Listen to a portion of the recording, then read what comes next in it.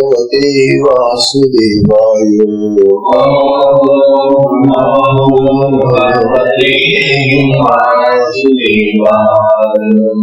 ओम नमो भगवते वासुदेवाय। ओम नमो भगवते वासुदेवाय। ओम नमो भगवते वासुदेवाय। श्री सद्गुरुनाथ महाराज की जय। चिंतन श्री गुरुदेव परम पूज्य श्री सद्गुरु स्वामी शिवों महाराज की जय। ओम नारायणं पद्मभवं वसिष्ठं शत्रुजितपुत्रपराशरं च व्यासं शुकं गौरवकरं महान्तं गोविन्दं गोविन्दमहाशिष्यं श्रीशङ्कराचार्यमहर्षिः पद्मपालं सहस्रामलकं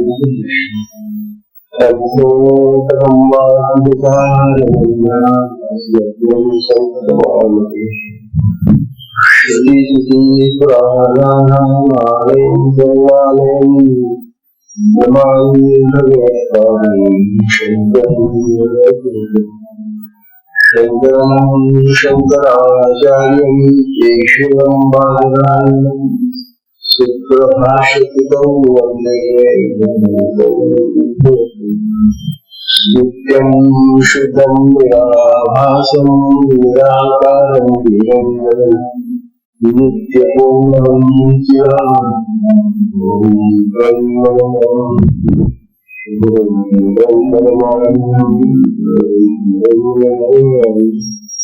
ईश्वरो गुरुरात्मेति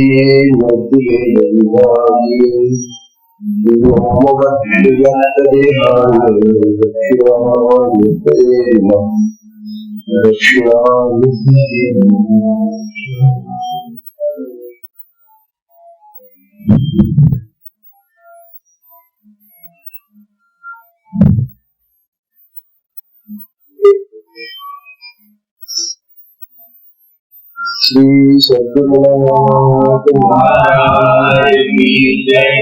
अवधूत चिंतन श्री गुरुदेव परम पूज्य श्री सद्गुरु स्वामी शिवों महाराज की जय।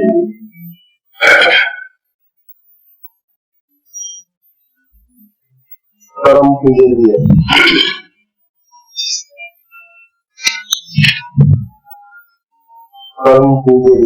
श्री सद्गुरु स्वामी शिवानंद महाराज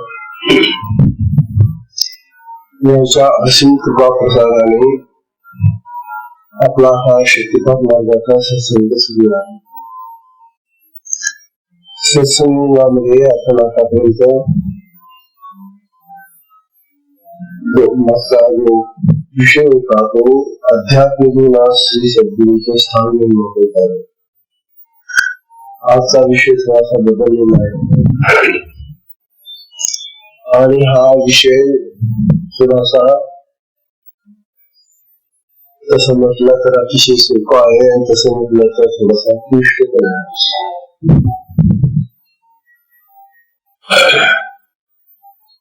समजून घेतलेलं काहीच कठीण नाही. विषय आहे देहातील प्राणाचे स्वरूप. आपल्या देहामध्ये प्राण आहे ना, त्या प्राणाचं स्वरूप काय आहे? कारण आपण पाहतो की एखाद्या माणसाला प्राण गेला की तो गेला असं नाही म्हणत आपण की त्याचा आत्मा गेला आणि तो गेला. म्हणजे प्राणाला पण मोठी दिली आपल्याला असा हा जो प्राण आहे, या प्राणामुळे आपला ध्येय सांगतो, आपण मानतो तो आहे तरी काय, ह्याच्याबद्दल फार सामान्य लोकांमध्ये असणारे भ्रम, परंतु आपल्या साधकांमध्ये तो भ्रम नसावा. म्हणून या विषयाची आपल्याला अतिशय आवश्यकता समजून घ्यायची. कारण आपला हा जो शक्तिपात मार्ग आहे, त्या शक्तिपात मार्गामध्ये होतो. तेव्हा आपल्या देहामध्ये असलेला जो आत्मराग आहे, आत्मा आहे, त्याच्यापासून निघणारा जो चैतन्याचा जीवन प्रवास, जे चैतन्य त्या आत्म्यातून निघतं, त्याला प्राण म्हणतो.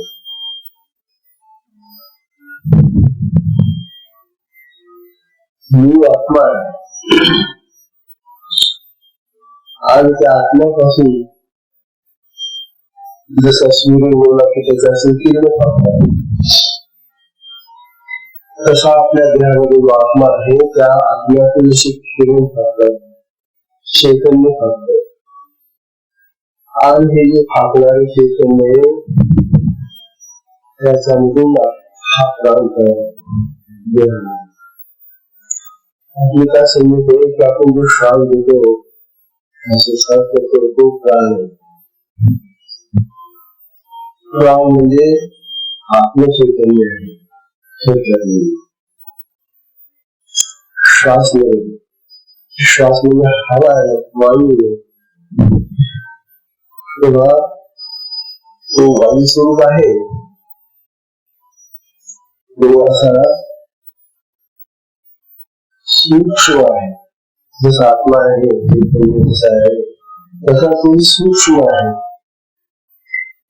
तेव्हा हा जो आत्मस्वरूप चैतन्याने तयार झालेला प्राण आहे, प्रश्नोपनिषद नावाचं उपनिषद आहे. त्या प्रश्नोपनिषदामध्ये प्राणाचे वर्णन केले. बघा, प्रभवः सर्वभावानां, प्रभवः सर्वभावानां सताम् इति गुणश्चयः. प्रभवः सर्वभावानां सताम् इति गुणश्चयः.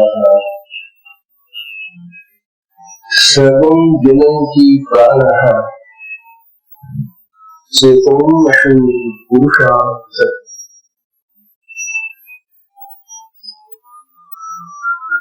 सर्वं जनयति प्राणः चेतोमसि पुरुषः. तो एक वेगळा पुरुषच आहे. पुरुष म्हणजे जर आत्मा पुरुष आहे, आपल्याला पुरुष म्हणतात आणि तो आपल्या पुरामध्ये राहतो. पुर म्हणजे नगर. अनेक नगरांची नाव आपण पुर या अर्थाने. तर आपल्या देहरूपी पुरामध्ये राहतो म्हणून आत्मा आहे, पुरुष. तसा हा वेगळा पुरुष आहे. त्याला पुरुष हा असंच म्हटलेले. तो वेगळा पुरुष असताना आपल्यापासून काय होतो, म्हणून प्राणाला पुसट पुरुष म्हटले गेले. प्रश्न पुरुष ऋषी पिपलाद नावाचे ऋषी गेले. ते पिपलाद ऋषी नावाचे जे होऊन गेले, ते म्हणतात आत्मनः ईशा प्राणो जायते. आत्मनः ईशः प्राणो जायते. म्हणजे हा प्राण आत्म्यापासून तयार होतो. ईशा प्राणः आत्मनः जायते. म्हणजे हा प्राण आत्म्यापासून तयार होतो.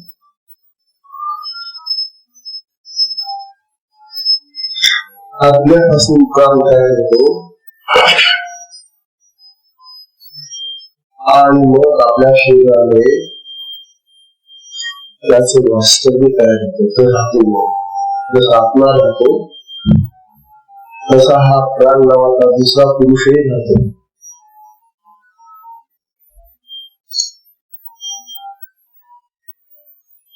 जसा आत्मा आपल्या देहाला व्यापून आहे, आत्मा म्हणजे त्याचा एक ठिकाणी डोळाने येते. आत्मा काय आहे? आत्मा सूक्ष्म आहे आणि तो आपल्या सगळ्या शरीरामध्ये पसरलेला आहे. आपल्या शरीराच्या आतही आहे आणि बाहेरही सगळीकडे पसरलेला आहे आत्मा. म्हणजे आत्मा अधिक व्यापक आहे आणि प्राण हा त्या आत्म्यातून निघालेला ज्ञानामध्ये व्याप्त आहे. ज्ञानावरून तो पसरलेला आहे. तो आत्म्यापासून बनलेला असल्यामुळे त्याला पुरुष म्हटले गेले, दुसरा पुरुष म्हटले गेले.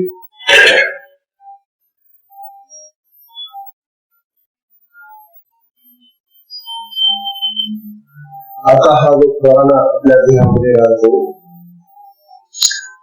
तो आपले मनामध्ये जे निरार्थकाचे संकल्प निर्माण होतात, इच्छा तयार होतात, वासना तयार होतात,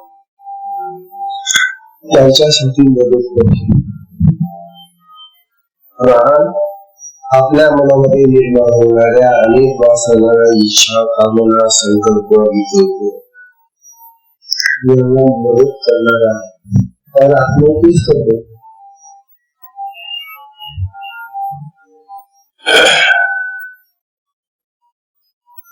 तेव्हा आत्मा आणि प्राण हे एकाच चैतन्याचे दोन रूप असल्यामुळं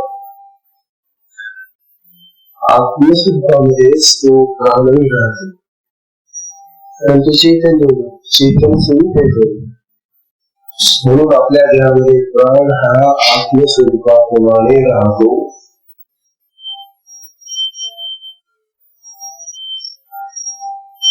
असं म्हणतात.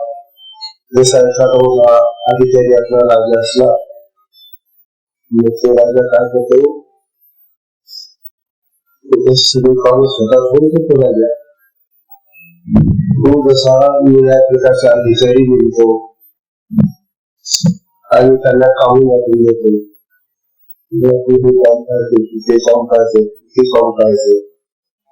त्याप्रमाणे असा हा जो प्राण आहे आपल्या देहामध्ये, तो मुख्य प्राण जो आहे तो प्राण आणखी काही उपप्राण तयार झाले म्हणून पंचप्राण झाले.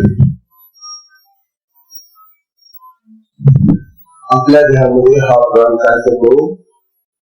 कारण एकट्याला सगळे काम करता येत नाही, म्हणून तो आणखी दुसऱ्या लहान प्राणांना निर्माण होतो.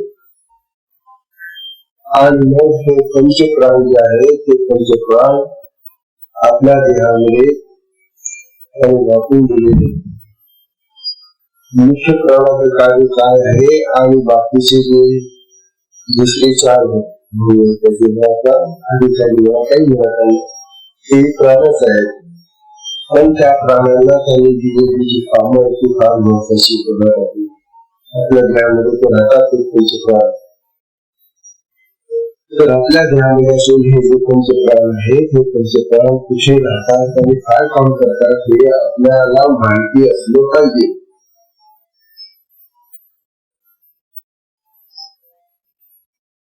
तेव्हा मुख्य प्राण तर वरिष्ठ लहान प्राणांना वेगळ्या कामावर येतो.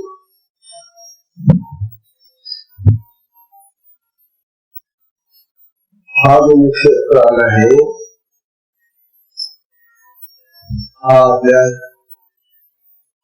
हृदयाजवळ आणि हृदयाच्या व्यवस्था भागतो सांभाळ.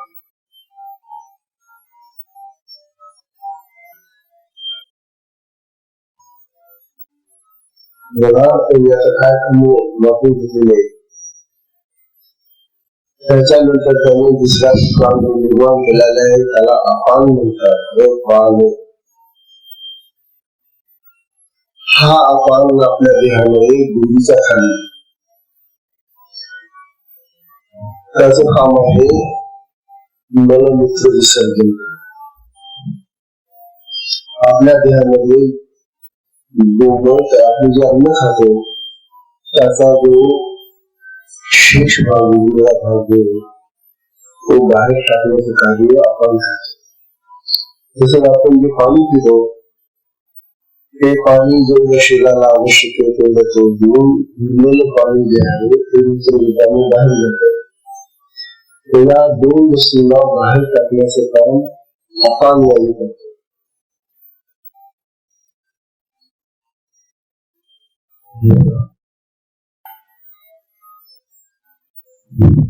मुख्य जो प्राण आहे तो नेत्र, गहन, मुख आणि नासिका जी इथं मुख्य प्राण काम करतो. कशावर? मुखावर. आपलं हे तोंड आहे ना, बोलतो ना, या बोलणाऱ्या तोंडाचं कार्य प्राणाने डोळे पाहतात ना, म्हणजे ज्ञानेंद्रिय जी आहे, कर्मेंद्रिय जी आहे, त्यांचं कार्य प्राण पाहतो. डोळे, त्यानंतर अंग, नेत्र, कर्ण, कान, मुख, तोंड आणि नाक. नाकावरून त्याला आपण प्राण लावून टाकलो.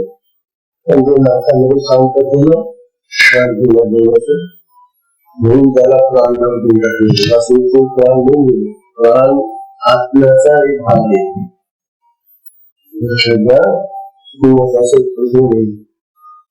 आतापर्यंत आपली अशी संधी आहे की आपण जो श्वास घेतो त्याला प्राण बोलतो. पण तो प्राण तिथं काम करतो श्वास घेण्यास म्हणून त्याला प्राणाशी चुकीची संधी पाहिजे. तो तिथं प्राण काम करतो तिथे.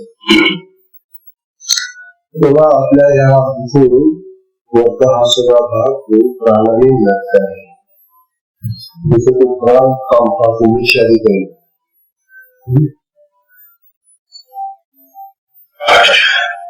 आता पोटामध्ये आपण जे अन्न खातो त्याला कबंध म्हणतात. या कबंधावर पोटावर काम करणारा जो वायू आहे किंवा प्राण आहे तो वायू होण्याचाच नाही करणार. जो प्राण आहे तो समान वायू आहे. समान. याला समान का म्हणता बुवा? तर तो काय करतो, आपल्या पोटामध्ये आपण जे अन्न खाल्लेले त्याचे जे रस तयार होतात ते सध्या शरीराला समान वाटणी करायची. म्हणजे शरीराला आपण खाल्लेल्या अन्नाचा पुरवठा, त्याचे जे रस तयार होतात, त्याच्यामध्ये जी व्हिटॅमिन तयार होतात, जे मूल्य सत्व तयार होतात त्यांची समान वाटणी करणं, म्हणून त्याचं नाव समान ठेवलेलं. असा हा समान वायू किंवा समान प्राण आहे.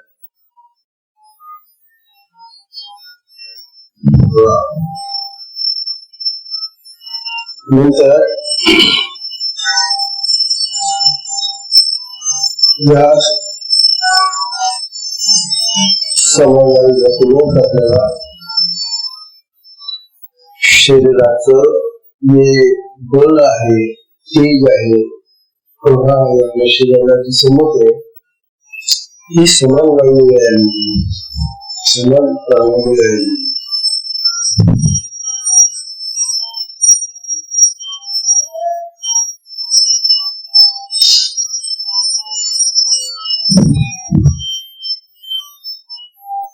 आता हे कार्य कसं चालतं का? कृषी जे लोक असतात त्यांचं कार्य घरचं सूक्ष्म आहे. आपल्या हृदयाच्या जवळ स्थापना राहते,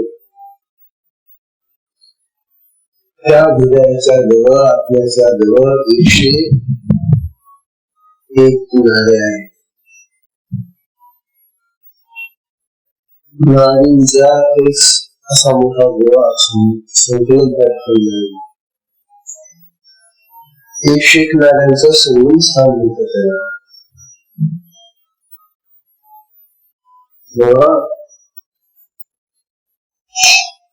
या प्रत्येक नाडीमधून आणखी 100 नाड्या निघतात.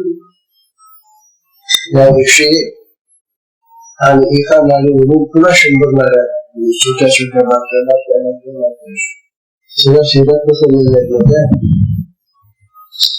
त्या 100 नाड्या पुन्हा त्या एका नाडीतून निघतात. त्या प्रत्येक पासून आता ती जी बारीक नाडी ना तिच्यापासून 72 नाड्या निघतात.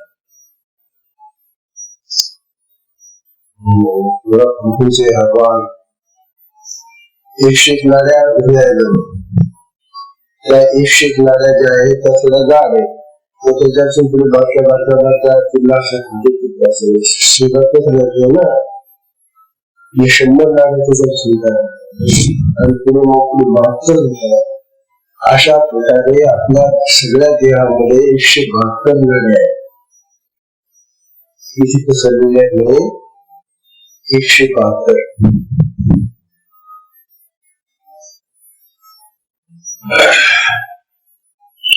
शंभर नाड्या त्या प्रत्येकापासून 72 नाड्या अशा एकंदर 72,000 नाड्या सगळ्या आपल्या देहामध्ये पसरलेल्या आहेत.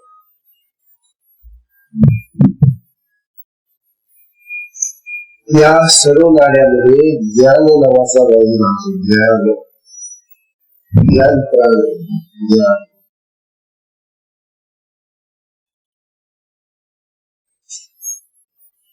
ज्ञान बारक्या बारक्या सगळ्या मोठ्या नाड्यांमध्ये ज्ञान नावाचा हा प्राण राहतो. ज्ञान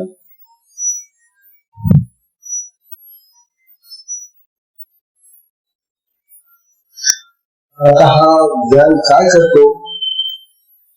त्याचं काम काय? नाड्यांमधून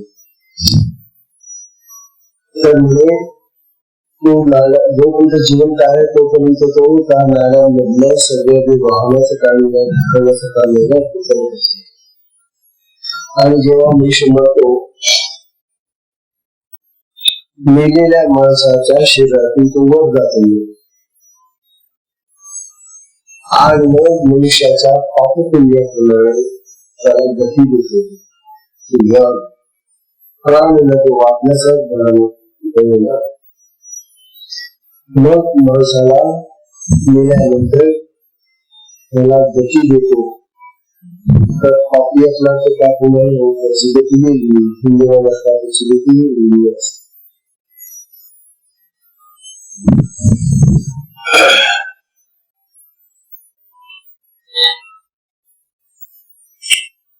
अशी ही ज्ञानाची जी सुरुवात आहे ती ज्ञानाच्या सुरुवातीने पुढे विधान म्हणून त्याला मदत करते.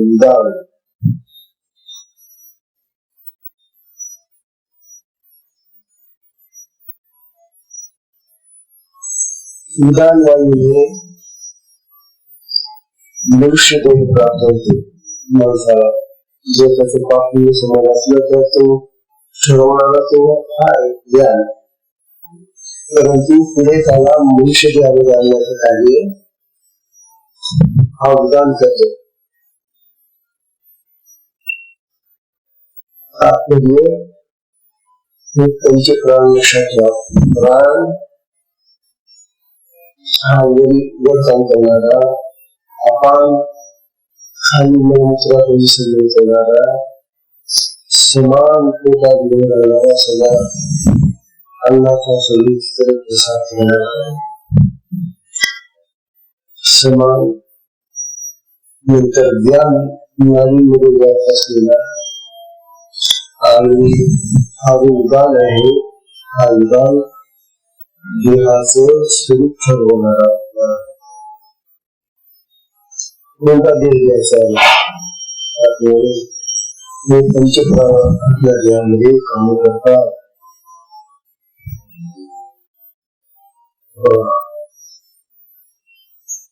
अशा प्रकारे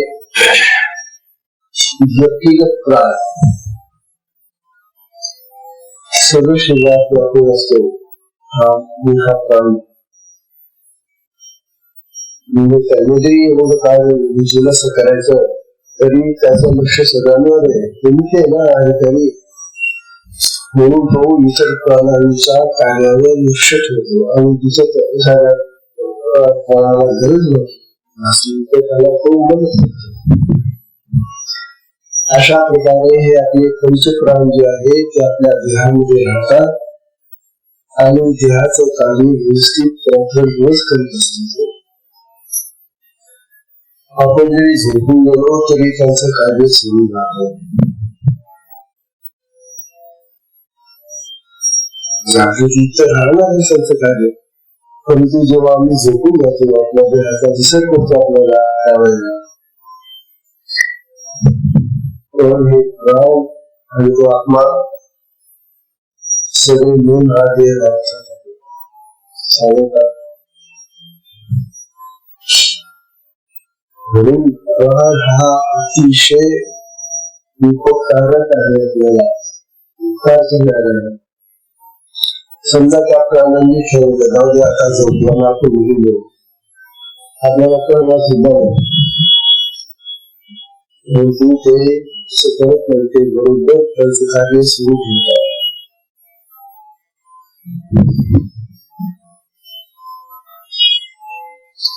त्यांचं कार्य चैतन्याच्या द्वारे करतात. आत्म्याचं जे चैतन्य त्याला प्राप्त झालेले आहे, ही जी समज त्यांना आलेली आहे, चैतन्य म्हणजे जिवंत कला.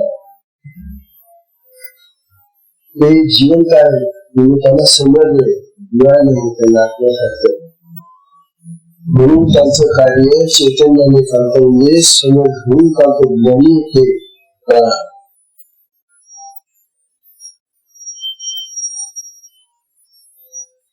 सामान्य माणसे किंवा देवामध्ये लोक श्वासोच्छ्वासाला प्राण असं समजतात, परंतु योगशास्त्रामध्ये श्वासोच्छ्वासाला प्राण समजत नाही. श्वासोच्छ्वासाचे नियमन मात्र करतात.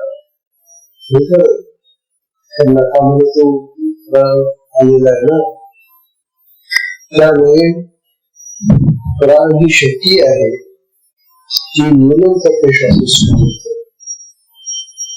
आणि ती जाणकार शक्ती आहे, तिला माहिती असतं किती श्वास घ्यायचे या माणसाला, किती कशी सोडायचे. हा श्वासोच्छ्वासाचा कारभार सर्वात महत्वाचा भाग आहे. पण आपले शरीर जे चालतं ते श्वासोच्छ्वासावर चालू असतं ना, आणि हे श्वासाचं जे गणित आहे हे अतिशय महत्वाचं गणित आहे. कारण जर श्वास जास्त वाढले तर तोंडाविषयी निघून जातात, आणि श्वास खूप कमी झाले तर तोंडाविषयी वाढतात. म्हणून प्राणायाम आपण शिकतो.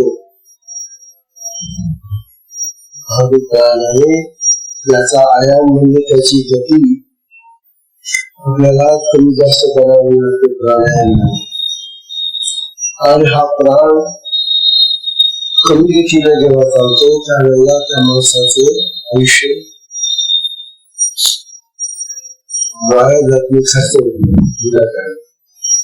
आणि जास्त गतीने तो चालतो त्यावेळेला त्याचे श्वास जास्त जात असल्यामुळे त्याचा आयुष्य कमी होत जात.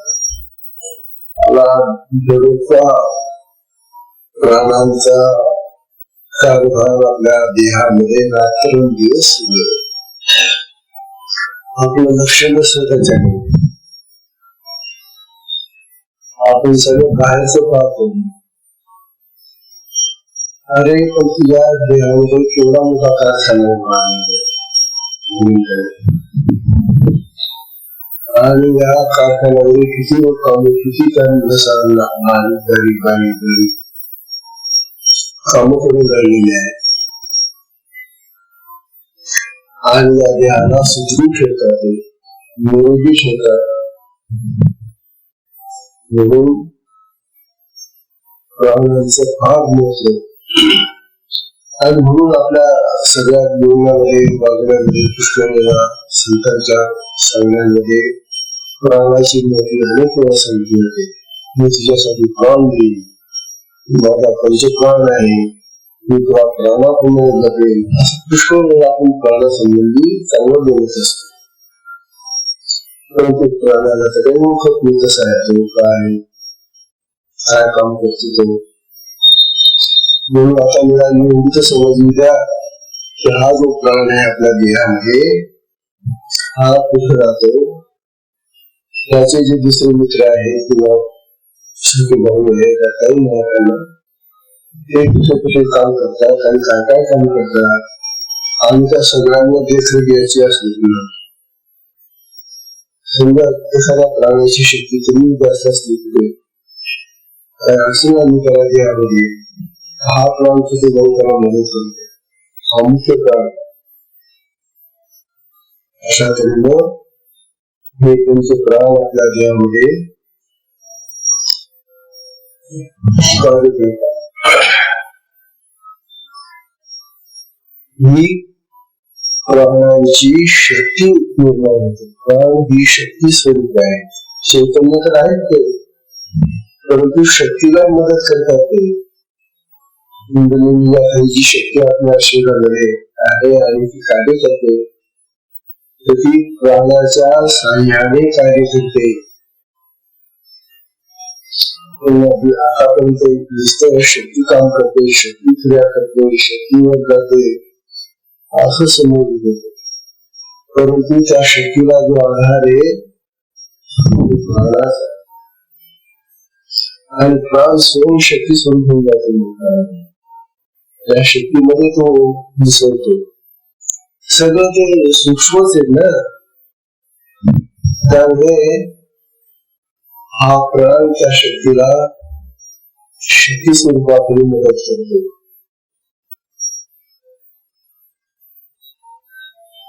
तेव्हा या जीव शक्तीचा प्रभाव, जीव भाव जो आहे देहभाव, या जीव शक्तीचा प्रवाह चैतन्य विभाग खाली व सर्वत्र सुरू राहतो. जीवन चालवणारी मुख्य शक्ती म्हणजे प्राणशक्तीच निर्माण पाहिजे. कारण प्राणाशिवाय आपलं शरीर होऊ शकते. कारण हे प्राण सगळ्या देहामध्ये व्यापलेलं, त्यांना नावं वेगळी दिली, कामं वेगळी दिली, जबाबदारी दिली जाते, परंतु ते प्राणच येत नाही. म्हणजे आपला देह संपूर्णतः प्राणाच्या अधीन. म्हणजे प्राणाला फार मोठं आपल्या देहामध्ये.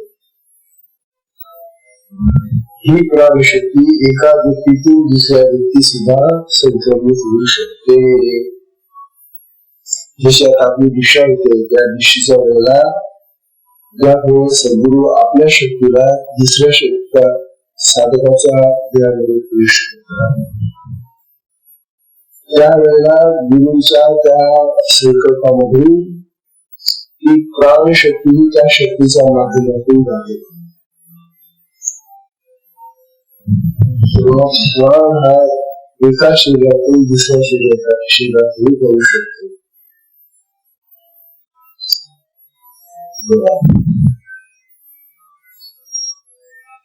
तेव्हा मानव संकल्पानुसार किंवा विरहित होऊ शकतो. सामान्य माणसाची प्राणशक्ती अप्रगट रीतीने कार्य करते. परंतु जे ज्ञानी लोक आहेत, ज्यांना आता हे कळायला लागेल की आता असा हा प्राण आणि याचे भाऊ हे सगळे आपल्या देहामध्ये कार्य करून लागले, त्या सगळ्यांना कळायला लागलं आणि आणखी यायला लागली, मग त्याला प्राणांचं महत्व करण्यानंतर तो प्राणांना समजू शकतो. या प्राणांचा प्रवाह योगी आपल्या इच्छाधीन करून देतो.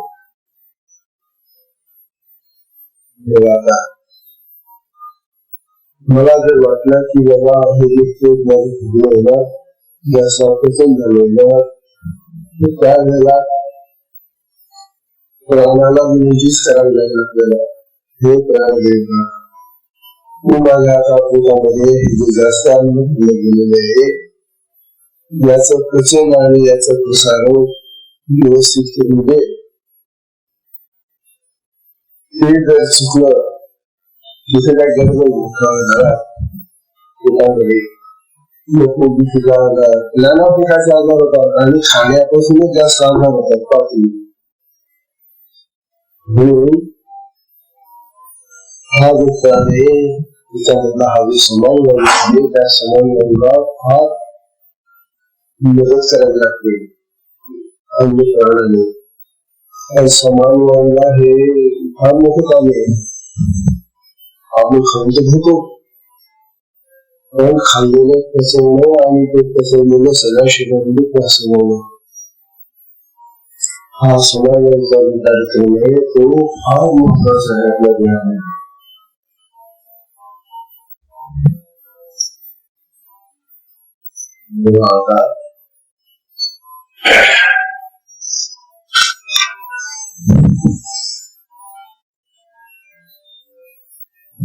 आता सद्गुरूंचे कार्य हेच आहे. सद्गुरू काय करतात, आपली प्राणशक्ती आता तिला कुंडलिनी म्हणतो आपण, पण त्या कुंडलीमध्ये प्राण आहे गुरूंचा. शक्तिमान शक्ती स्वरूप प्राण आहे ना, प्राणी शक्ती आहे आणि ती शक्ती मधून शक्ती आहे कार्य सिद्धी. तेव्हा ही प्राणशक्ती कुंडलिनी या प्राणशक्ती म्हटलं जातं. ही जागृत झाल्याने ही शिष्याच्या देहामध्ये समाविष्ट करता येते, पाहता येते, संक्रमित करता येते.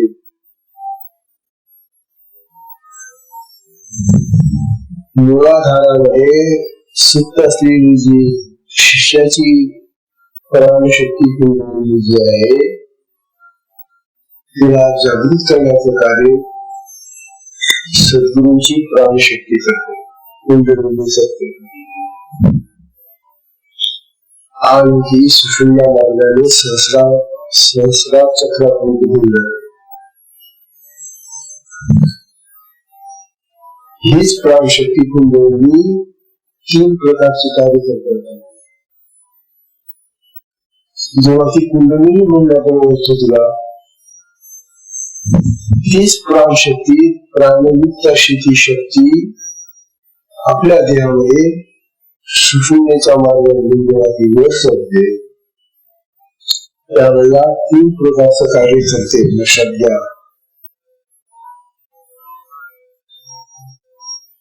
कशी ती तर ती इच्छा शक्ती आहे. म्हणजे आपल्या ज्या इच्छा असतील, कामना वासना वगैरे असतील, त्या इच्छा पूर्ती करणारी, इच्छा जाणणारी, इच्छा समजून घेणारी, इच्छा पूर्ती करणारी म्हणून तिला इच्छा शक्ती म्हणतात. ही क्रिया करते, वेगळ्या प्रकारची हालचाल करते, सगळ्या अवयवांना हलवते, त्यातला मन काढते, म्हणून तिला क्रियाशक्ती म्हणतात. इच्छाशक्ती, क्रियाशक्ती. आणि तिसरं कार्य आहे तिचं ज्ञानशक्ती. ही चैतन्य स्वरूप असल्यामुळे ज्ञान स्वरूप आहे. आता तिला माहिती आहे की कोणत्या चक्रामध्ये कोणतं तत्व किंवा कोणती भाव कुठल्या प्रकारचा मूळ सापलेला आहे. ते जर त्या प्राणशक्तीला कळणार नसेल तर मग तिची तरी सर्वांची काम करायला. म्हणून ती ज्ञानवती आहे, तिला समजतं आपल्या शरीराच्या या पाठीच्या आकड्यामध्ये असलेल्या चक्रांमध्ये कुठे अडथळे आहे, कोणता अडथळा काढला असताना मला पटकन काही असं ज्ञान त्या शक्तीला आहे. म्हणून ती ज्ञानवती आहे. तेव्हा इच्छा शक्ती, क्रियाशक्ती आणि ज्ञानशक्ती अशा खूप प्रकाराने ती आपल्या देहामध्ये कार्य करते. ज्ञान नसतं महाराज तर ह्या वेगवेगळ्या क्रिया साधकांना कशा झाल्या असते. प्रत्येक साधकाच्या क्रिया भिन्न कशा होतात.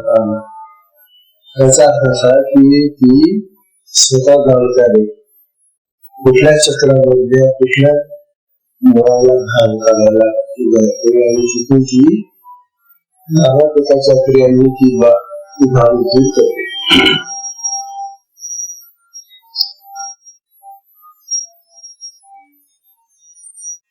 पुढे हीच कुंडलिनी प्राणशक्ती त्या शिष्याला समाधीचा अनुभव देते. तेव्हा मोठा साधकाचा ही कुंडलिनी प्राणशक्ती त्या शिष्याला समाधीचा अनुभव देते. सहस्रारात गेल्यावर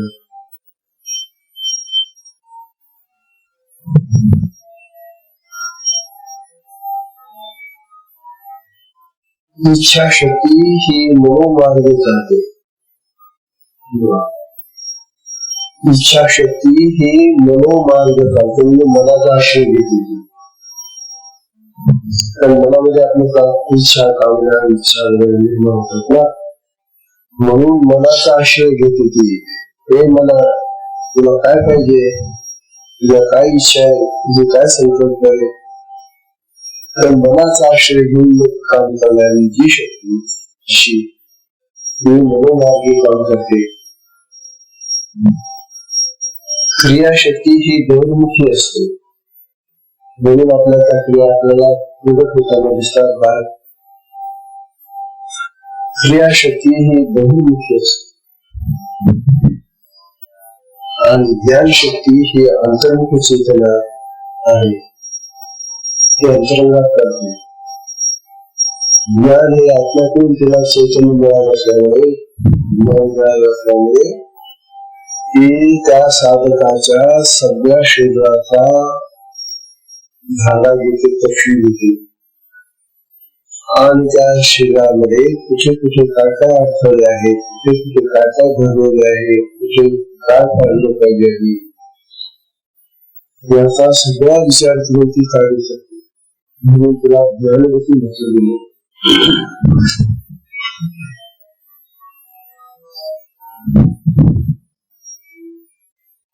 याप्रमाणे आपल्या देहात चैतन्यव्यूह म्हणजे चैतन्याचा आसरा पसारा पसरलेला आहे.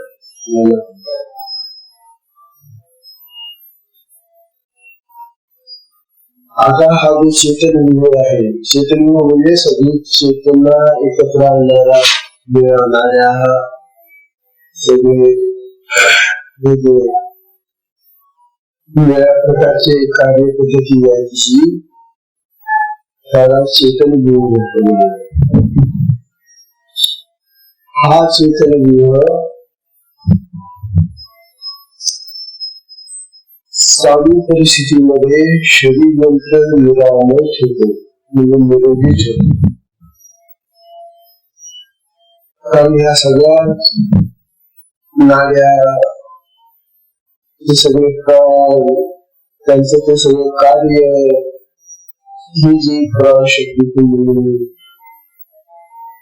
ही त्या देहामध्ये जेव्हा कार्य करायला लागते त्यावेळेला कसं पाहते की या देहामध्ये कुठे काही विघात झालेला नाही, म्हणून ते रोग असलेले जे विभाग आपल्या शरीरामधले त्यांना ठीक करते. तुला माहिती आहे की हे रोग जर असे वाढले तर पुढे साधना करू शकणार नाही. म्हणून रोग निवारण करणं म्हणजे त्याला निरोगी ठेवणं हे महत्वाचं कार्य शक्तीला करावं लागतं. आणि म्हणूनच असं काहीतरी झालेलं आहे समज लोकांचा.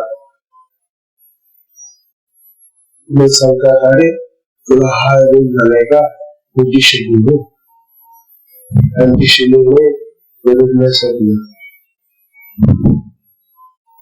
आणि अशा आपल्या अनेक गुरुंना अशा तऱ्हेनं हे कार्य करावं लागलेलं.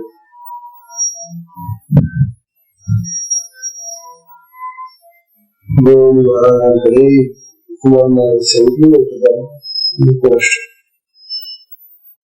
एक ग्रस्त त्याला इथं बेंड झालेलं होतं काशीला, झाला आणि वसुमुख बेंड झाला आणि ते फुटलं. ते कशाचं होतं काय तर डॉक्टरांनी पाहिलं, खूप इलाज केले, ते काही बरं होईल. तेव्हा कोणतरी त्यांना सांगितलं कोणतरी असेल त्यांना सांगितलं की अरे तू शक्तिपादिशा घेऊन घे, सगळं घेऊन घे. आता असे जर रोगी झाले तर त्या रोगांचा प्रभाव त्या गुरुवरील पडतो आणि गुरुला घडण्याची शक्यता असते. म्हणून अशा साधकांना विषादी असा दंड आहे. त्याला ते ग्रस्त दररोज यायला लागले महाराजांना सांगायला लागले महाराज मला विषय महाराज बोलायला तुम्हाला काही त्रास आहे का?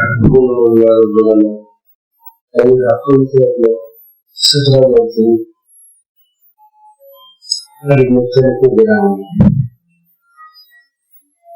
आकाशी आपलं हे असतं डॉक्टर वेदांकडून आहे बरोबर मग तुला विषय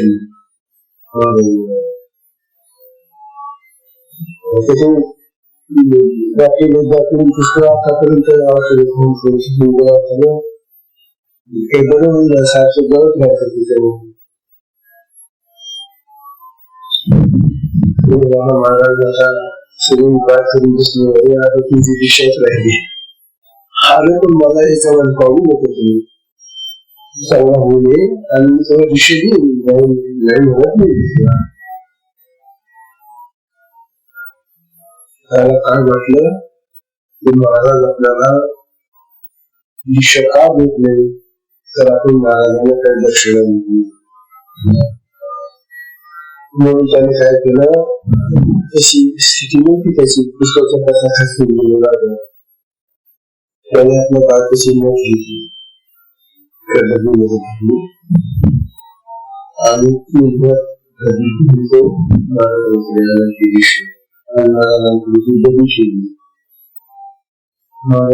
काय महाराज बघा तुम्हीच महाराजांची कधी बोलायला ही नच मी काय नच घालतो रे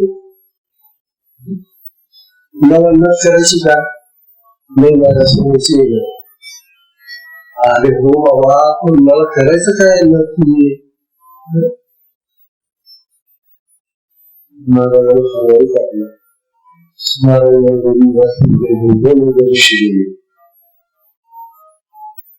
आणि त्याला दुसऱ्या दिवशी महाराजांनी बोलून त्याला विषय दिली आणि 5-7 दिवसामध्ये त्याचा तो बंद वगैरे 7 जखमीची आणि मग तो त्या डॉक्टर वगैरे त्यांची औषधे देत होता. सगळ्या डॉक्टर वगैरे काय केलेली तू कसं बरं झालंय तात्पर्य असं की ही जी प्राणशक्ती कुंडलिनी आहे ती आपल्या देहामध्ये हे जे रोग आहे ते रोग सुद्धा कारण तुला माहिती की जर हा रोग वाढला पुढे तर या साधकाची साधना होणार नाही. जशी त्याला पुढे समाधी लागेल तसं काय आपण पुढे म्हणून साधकांना निरोगी ठेवण्याचं कार्य आपली प्राणशक्ती पूर्ण करते. अशा प्रकारचा हा प्रकार आहे. हा विषय अनुसरून पुरखान जटिल जाता ज्याला आपण होता विषय दिला.